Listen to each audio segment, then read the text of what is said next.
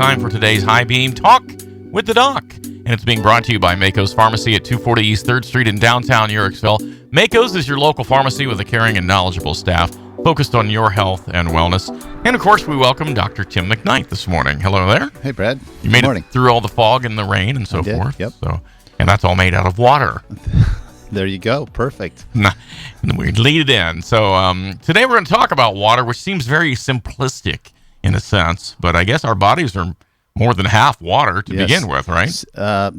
Children or infants are probably close to 75% water, and the elderly are about 65%, but we're more water than anything else. Amazing. Probably the most common molecule in the universe, and it's the simplest structure. We know it's H2O, but the biological importance of water is completely understated, underappreciated. And I think we need to understand a little bit about the value and importance of water. Are we, as I will make this a big umbrella, from young adult to aged, not taking in enough water commonly? I think that's true. You know, a lot of people don't like to drink water because it doesn't taste good. Well, It may be because it's coming from your faucet, which is not always the cleanest water. And then even bottled water is probably not the best water to drink. Although much of that is purified from somebody else's system. Yeah, that's what they say. I was in a hotel once, and I ordered room service, which I rarely do, and I got a I don't know, probably a 1 quart bottle of water. It was $7, and I thought, where did this come from? Did they just fill this up in the kitchen and chill it? You know, I know. It's kind of crazy when you think about it, but our tap water and most water has chlorine in it, and the chlorine is there as an antibacterial, and it kills any bacteria that might remain in the water. It keeps it relatively safe, but chlorine is very oxidizing. It's very aging. It's in kind of an inflammatory molecule. It's not something that we should be exposed to a lot. You know, if you ever spent a day at the swimming pool and you come home just exhausted, and you know you lay down on the couch, you take a nap, and Mom said, well, the sun really took it out of you. I don't think the sun took it out of you. I think the water took it out of you. Really? Because the chlorine in the water is very oxidizing. You know, it burns your eyes. It'll turn your eyes red if you keep your eyes open in the water. And that absorbs quickly into your skin. I have a really neat little experiment that shows you how quickly that can happen. So a simple hint for us when we're eating out, if we're going to order water, we should have a lemon slice or something in it, because that, again, it's a very simple experiment, but I could show you how quickly the chlorine is absorbed into that slice of lemon or lime and removes the chlorine content at least. And that's probably the first thing we could do. But water in our bodies, you know, we know it's H2O, but it's organized. And I learned this years ago when I was doing some research on water. I was pretty skeptical about the whole idea of water being important, but I came across a biochemist at the University of Washington. His name is Dr. Pollack. And he did a study. He's dedicated his whole career to studying water. We know water exists as a liquid, like water, as a gas, steam, or fog, and as a solid, like ice or snow. But there's actually a fourth phase of water that he documented and proved. And that fourth phase of water is like a liquid crystal. And liquid crystals, like a computer chip, can transfer energy very quickly, and it can store memory. And this is pretty fascinating. If let's say inside your body, you've got, and in one of your cells, you've got a protein it's in the shape of an S. The water molecules, the H2O molecules, will organize themselves around that S-shaped protein, and there will be nothing else except the water molecules side by side. And when molecules of water line up side by side, they have a very strong bond. If you take that S-shaped protein out of the water or out of the cell, that shape will continue to hold its place because the water molecules don't move. So they say water has a memory. But the more important point of that is when those water molecules line up side by side and layer by layer, they increase the conduction capacity of your cell by 40 times. So that's really interesting. And we know that, when we talk about the meniscus in a glass of water, and, we've all talked about that probably in high school chemistry, where it sort of has a minor U shape where it sort of adheres to the side wall of the glass. Well, the meniscus has a strong surface tension on it. So there are insects. There's I think they call this a Jesus lizard that can walk on water, doesn't sink. And you've seen insects that can stand on water and they don't sink. Mm-hmm. That's the surface tension. The surface tension is created by one molecule side by side with other molecules, layer by layer. And because it's so strongly bound together, it forms this tight bond that won't let things sink. Now, if the weight's heavy enough, of course, it sinks. Right. But the point is water is highly structured, and it's organized for a reason. And we see this in mountain runoff streams. We see this in a lake or in the ocean. When there's an electrical strike on a body of water, it organizes the water. It puts energy into the system. So it's really fascinating. And I actually have a machine that creates this type of water.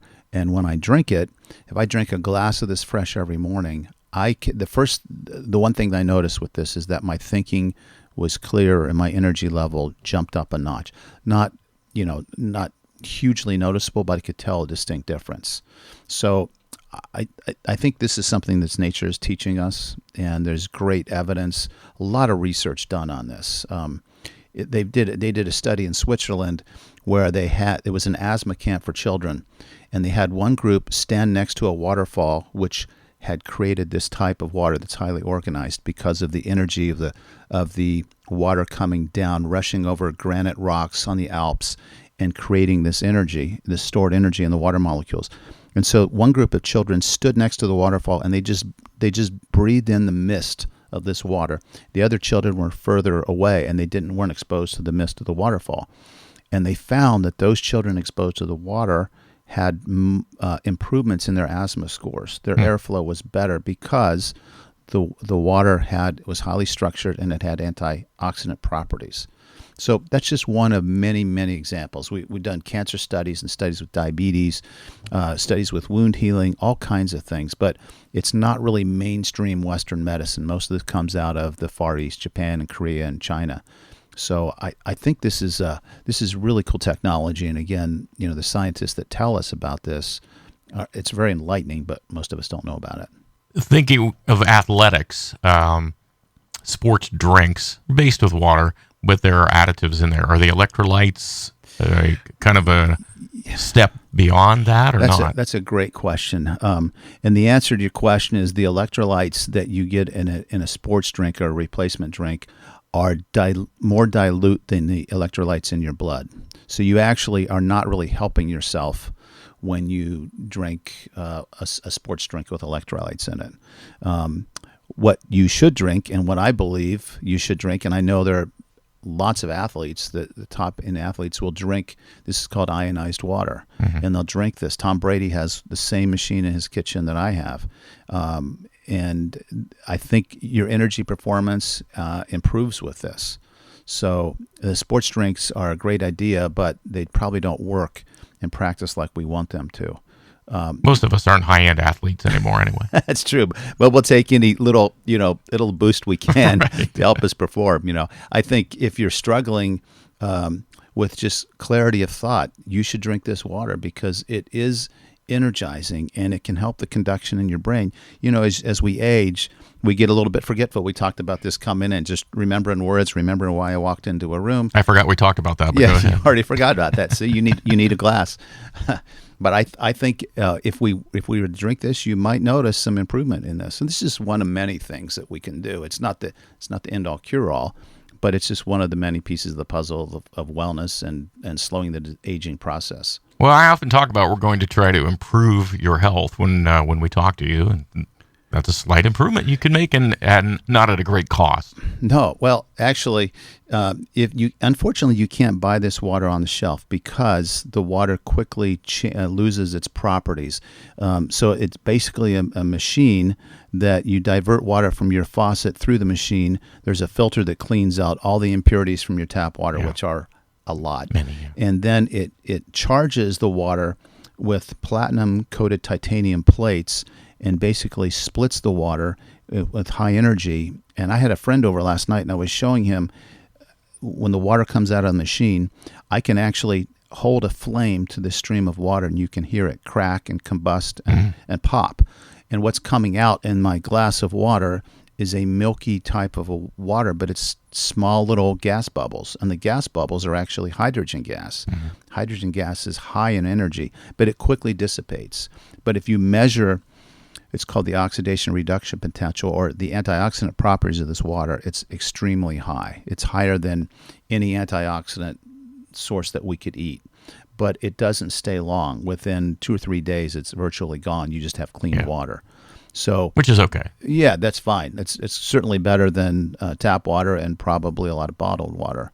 But the point is you can't store it. You need one of these machines, and these machines are not cheap because of the contents of the machine. So we're talking anywhere from $3,000 to $4,000. But I don't have to buy any more bottled water, and I'm not worried about contaminating the environment with the plastic. And these machines, if you maintain them, they'll last for 20 years. So, it's kind of neat technology, and it's great to see that science has shown this, the properties of this water. And hydration in general, just go back to the first question, we all need to hydrate more. When you wake up in the morning, you're dehydrated because you haven't had anything to drink for 7 or 8 hours, and you've been breathing off a little bit of water and as you sleep. And so you need to hydrate with at least a 12-ounce glass of water. And I would say the purest water you can get, a filtered water, or a Brita filter, anything that you can drink that tastes tolerable, that you can tolerate, would be a great idea. Yeah. And we need to stay hydrated.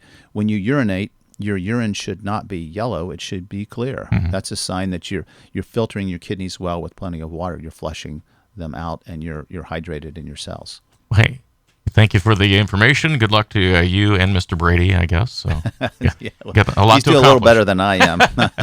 He's making a little more money. We'll I'd like say to it that see way. him win another Super Bowl. Actually, he really takes his business very seriously. Yeah, that's true. Yeah, it's obvious. Well, thank you, Dr. You're McKnight. welcome. And thanks for listening to Talk with the Doc this morning.